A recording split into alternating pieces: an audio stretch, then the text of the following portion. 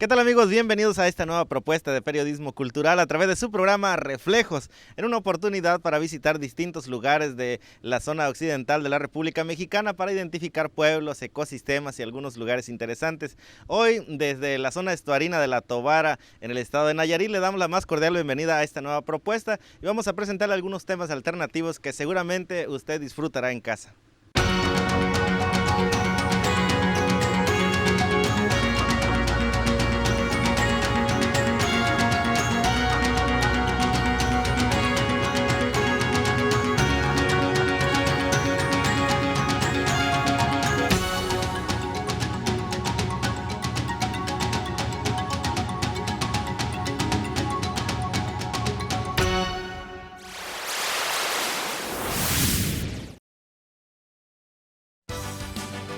Hoy los llevaremos al pantano de La Tobara en Nayarit, una ciénaga llena de cocodrilos y de vistosa selva tropical.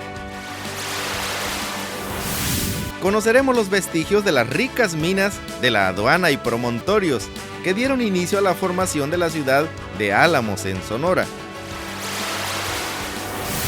Y los llevaremos hasta las montañas de Durango para caminar en medio de un paraíso de bosque de coníferas convertido en un corredor de fauna, un nuevo destino de ecoturismo.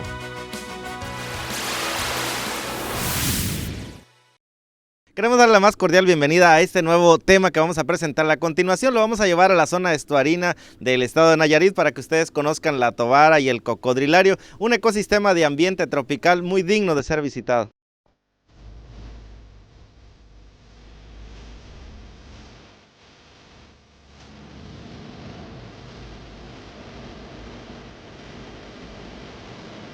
En la medida que las actividades humanas se expanden a nuevos dominios territoriales, más se perturban los ambientes silvestres y más se destruyen los ecosistemas.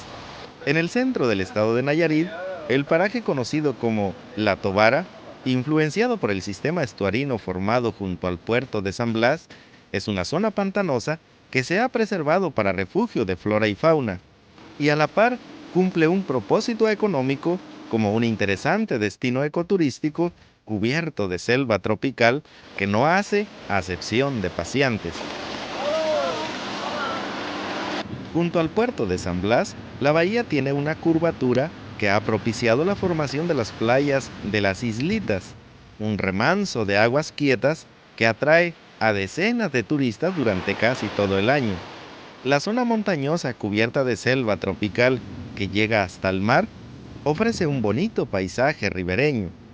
El sistema de restaurantes campestres ubicados junto a la playa, con frondosas y frescas enramadas, hace del destino un refugio popular para toda clase de turistas y paseantes. Pero lo que hace memorable este sitio es el Paseo de La Tobara, que por los últimos 45 años ha conducido a los paseantes a un complejo ecosistema húmedo donde todavía prevalecen en su entorno, como un recurso de protección, la flora y la fauna silvestres, con una dinámica y compleja interacción bajo un ambiente de pantano. En el sitio, una cooperativa coordina el flujo de turistas. En el estero de La Tobara, ubicado junto al puerto de San Blas, allí abordan pequeñas embarcaciones y se da inicio a un fascinante recorrido. El inicio del paseo está inundado de agua salada por el impacto de la marea. Por medio de un pasadizo cubierto de selva de manglar, se va desplazando para descubrir a los alrededores a los huéspedes del pantano. Sobre los árboles y entre la palizada se esconden las plantas de bromelias.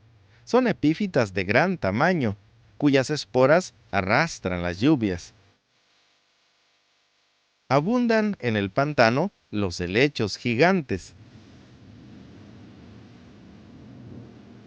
Los amantes de las aves son sorprendidos con la presencia de patos culebra. Son cormoranes de alargado cuello y vistoso plumaje. La exuberancia de selva tropical sobre el agua que se tiene aquí ha servido de escenografía para diversos filmes cinematográficos. En ese ambiente se explayan la garcita verde y la garcita corona amarilla. Los árboles regionales de anonillo, que allí se desarrollan con voluminosa base en el tronco sobre el altura, se recubren de enredaderas de bejuco, que los nativos llaman cuamecates. Este ambiente de espesa vegetación lo han escogido para anidar una colonia de garzas pico de bote. Ellas llegan todos los años volando desde la costa del estado de Chiapas. Desde las ramas, los polluelos de estas aves permanecen sin perturbarse. A los turistas les está prohibido alterar el ecosistema. Cerca de ellas se refugia una parvada de cigüeñas americanas, que llegan migrando desde los Estados Unidos de Norteamérica. Por los pasadizos se atraviesan nadando las iguanas verdes gigantes.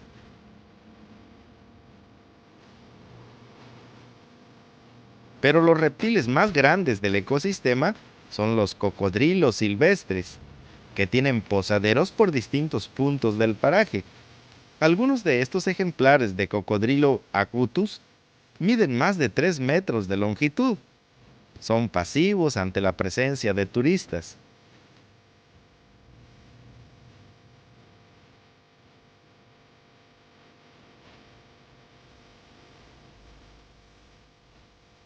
Conforme se va avanzando por el río de la Tobara, el agua se va aclarando. Esto se da en razón de que el afluente se forma por el afloramiento de grandes manantiales de agua dulce. Conforme se avanza al macizo continental, se aprecian cambios de vegetación ribereña, entre carrizales, helechos, lirios y matorrales, propios del pantano.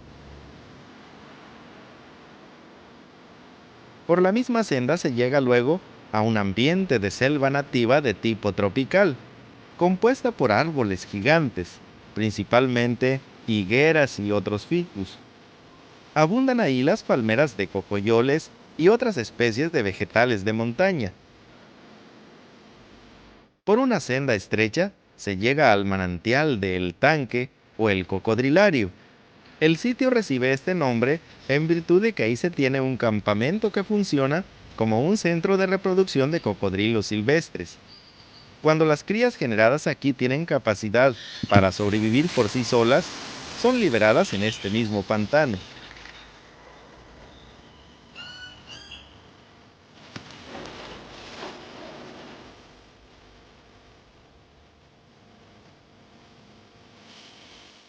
Algunos turistas amantes de la contemplación visitan estos sitios para sondear los pasadizos navegando en kayak.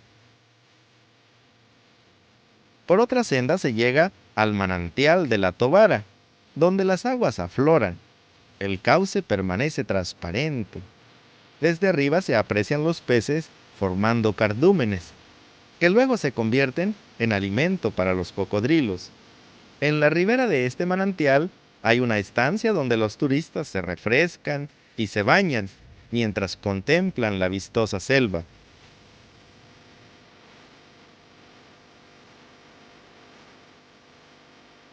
Con todos estos elementos, el pantano de la Tobara, ubicado en la zona estuarina junto al puerto de San Blas, al centro del estado de Nayarit, es un ecosistema húmedo que inteligentemente han conservado para refugio y sobrevivencia de plantas y animales. Es a la par un destino turístico ecológico que no hace acepción de turistas. Es la Tobara un vistoso ambiente tropical de admirable belleza.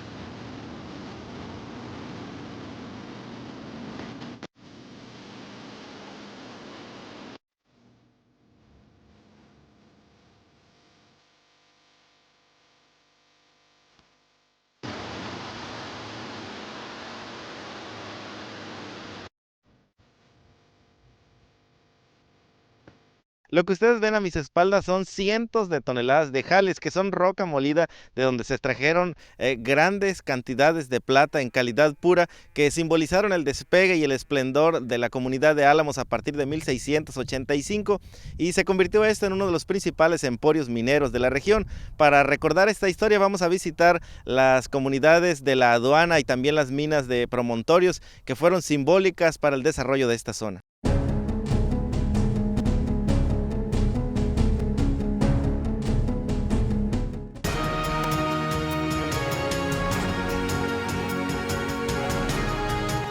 El estado de Sonora fue privilegiado por la naturaleza con los más grandes yacimientos de oro y plata al noroeste de México. El mundo mítico de supuestas ciudades de oro establecidas en la región trajo presurosos a los primeros españoles ávidos de encontrar minerales y hacer fortuna. Al sur de Sonora, las minas de La Aduana y Promontorios generaron un trascendente desarrollo de donde emergió la ciudad de Álamos.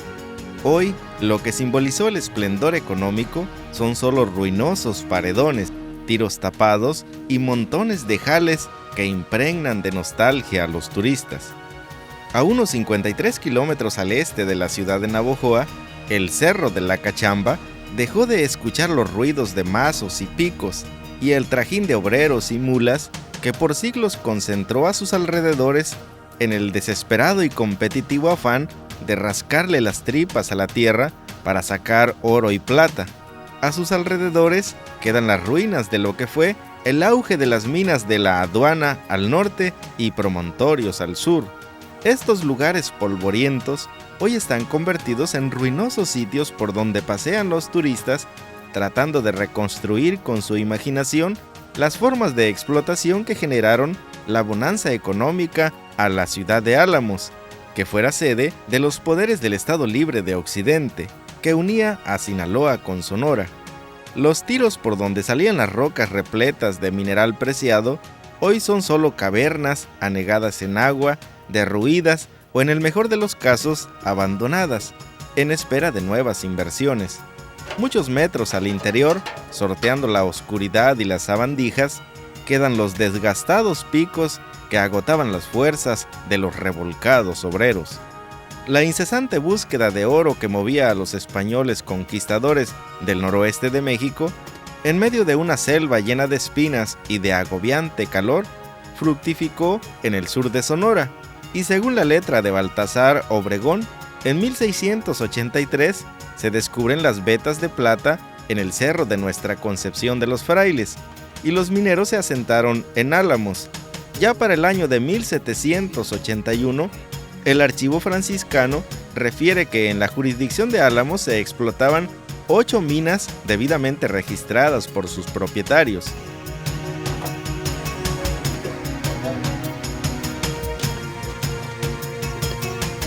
Una de estas minas relatadas en este documento es la de En Medio, en el Cerro de Promontorios, propiedad de don Juan Francisco Campoy. De este centro ubicado junto al arroyo, ahora solo quedan escombros de levantamientos a base de roca, donde se almacenaba el agua, donde se lavaban y secaban los metales. Quedan ruinas de las obras hidráulicas que permitían el paso del agua bajo el suelo. Quedan los paredones de la rústica planta de beneficio. Quedan vestigios de las chimeneas ubicadas junto a las ruidosas maquinarias que trituraban las rocas. Según el reporte de 1781, esta mina tenía una ley de 20 onzas por montón de 5 cargas. En esa época existían las minas de San Pedro y San Pablo, las de Marías, la del Peñasco, la Quintera, la de Nuestra Señora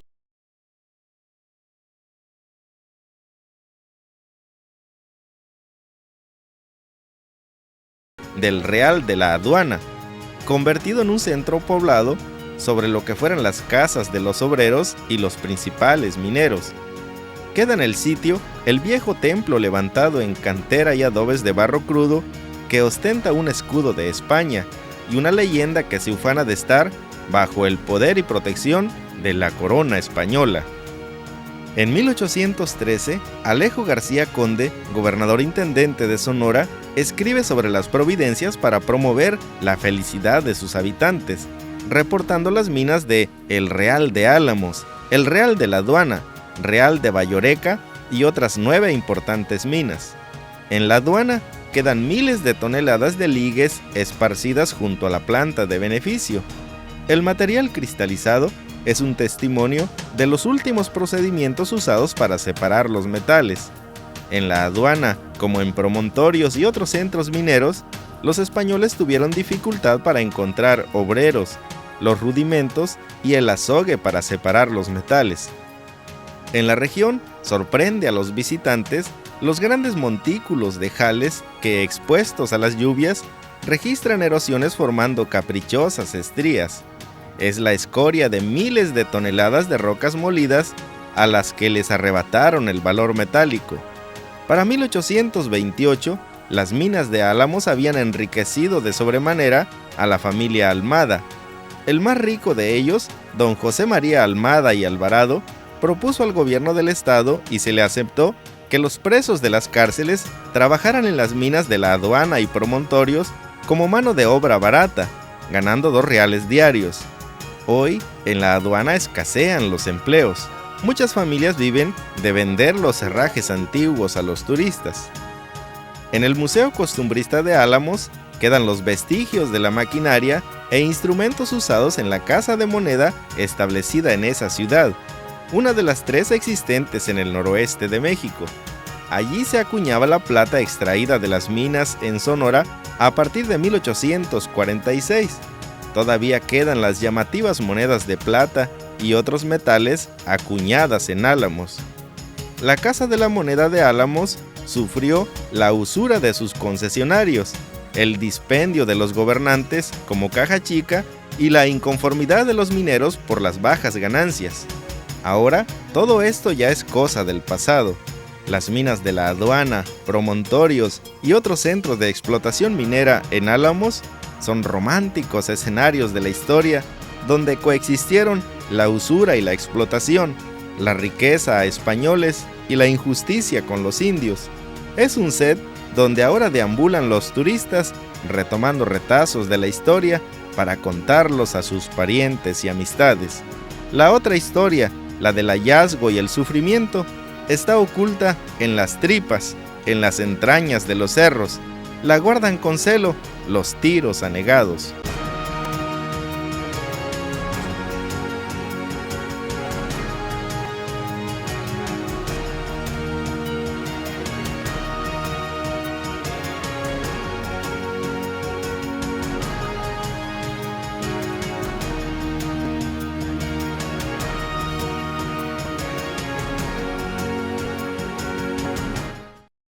Pues ahora nos encontramos en la sierra del estado de Durango y queremos presentarle un lugar muy interesante, una reserva de 100,000 hectáreas de tierra, tanto privadas como ejidales, que se están convirtiendo en el nuevo destino internacional para turismo de montaña, y entre otros atractivos tiene aquí la cascada del Salto del Agua Llovida y otra importante infraestructura de hospedaje, y también es la zona con influencia de coníferas nórdicas más sureñas del continente americano, entre otras muchas especies que usted podrá ver, como el guajolote silvestre y el venado cola blanca.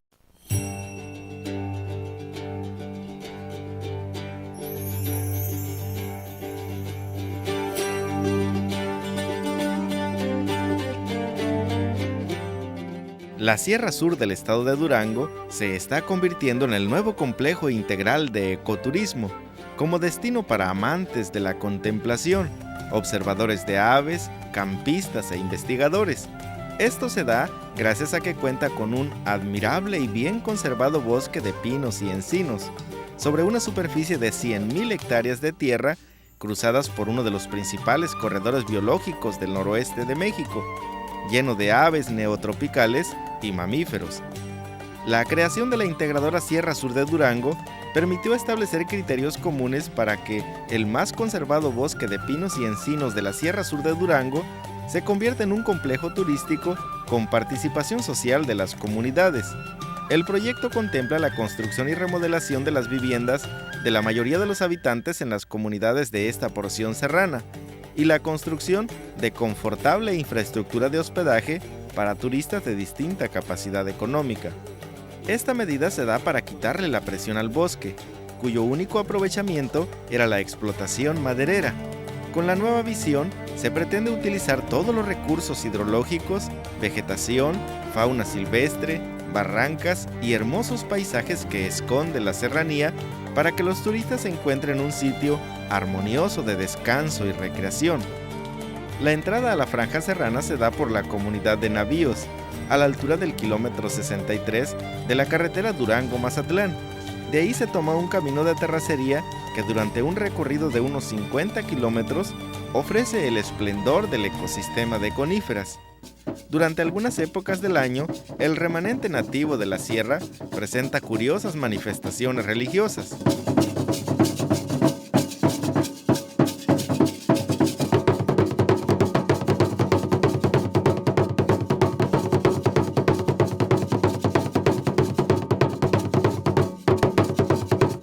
Durante este recorrido, los visitantes pueden conocer el paraje San Andrés y la comunidad de San Isidro, cuyos pobladores se han capacitado para atención a turistas. Uno de los sitios importantes de hospedaje en esta franja de la Sierra Duranguense es el paraje privado de Molinillos, que ofrece la más confortable infraestructura de cabañas para turistas de élite.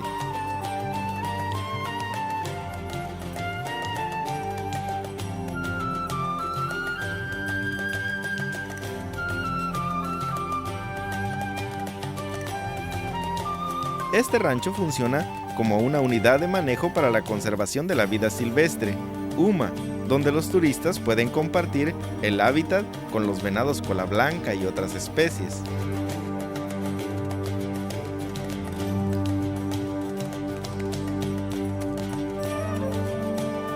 Abundan en la zona una gran cantidad de aves muy vistosas y llamativas, como la chara copetona, el pájaro primavera real, guajolotes silvestres, azulejos, juncos, carpinteros, guacamayas y una gran cantidad de especies endémicas y aves neotropicales que coexisten entre las ardillas arborícolas y otros mamíferos. Esta gran riqueza biológica tiene sustento en la zona gracias a que el sitio es cruzado por uno de los principales corredores biológicos del noroeste de México, el cual, en el punto de la cascada del Salto del Agua Llovida, forma un gran cañón que comunica a la costa del Pacífico con la franja espesa de la Sierra Madre Occidental. En la cascada del Agua Llovida concurren los arroyos de Santa Rosa, el Durazno, el Infiernillo y las playas, que constituyen la cuenca del río Acaponeta.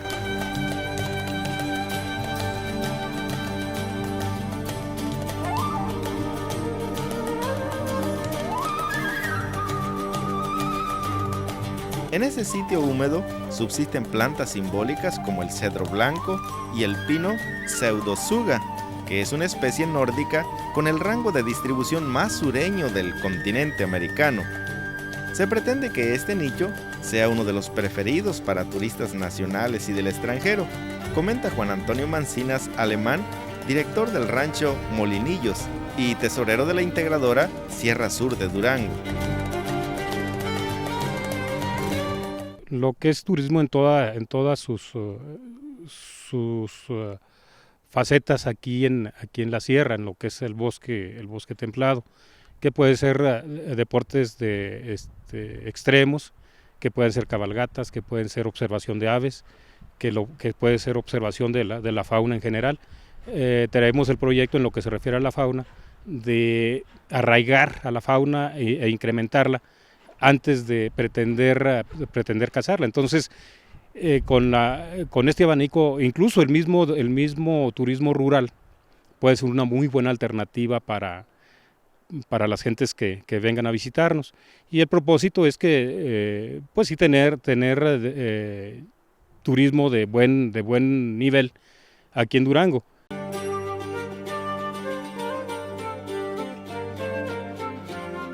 Alternativamente al proyecto de turismo se está haciendo el más desarrollado programa de manejo del bosque, como es la reforestación, retención de materia orgánica y suelos para evitar erosiones, cosecha de aguas, entre otros, confirma Juan Manuel Casián, asesor de servicios ambientales.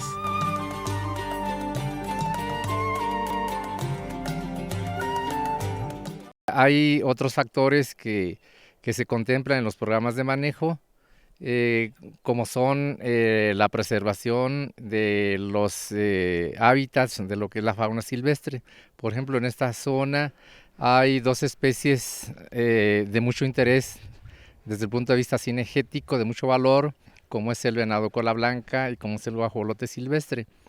Dentro de los programas de manejo forestal no solamente se ve la madera, sino que se ve la forma también de cómo preservar los hábitats donde viven estas especies para que se sigan conservando, se sigan protegiendo, además de otras especies que no tienen el mismo valor económico, pero que desde el punto de vista ambiental también se aprovechan.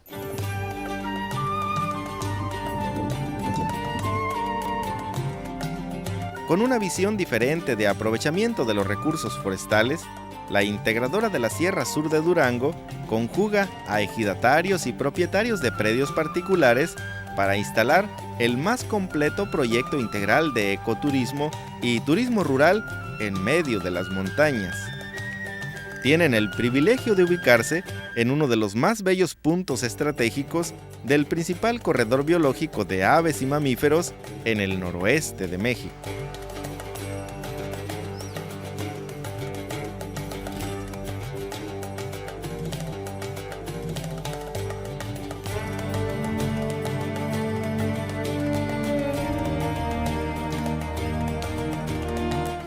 Desde el cañón de la cascada del Salto del Agua Llovida en la cuenca del río Acaponeta en la sierra del estado de Durango, queremos darle las gracias por seguirnos en casa. Si usted quiere verse reflejado con nosotros, tiene una cita la próxima semana, por supuesto con interesantes temas a través de su programa Reflejos, compartiendo siempre lo mejor del color de nuestra tierra.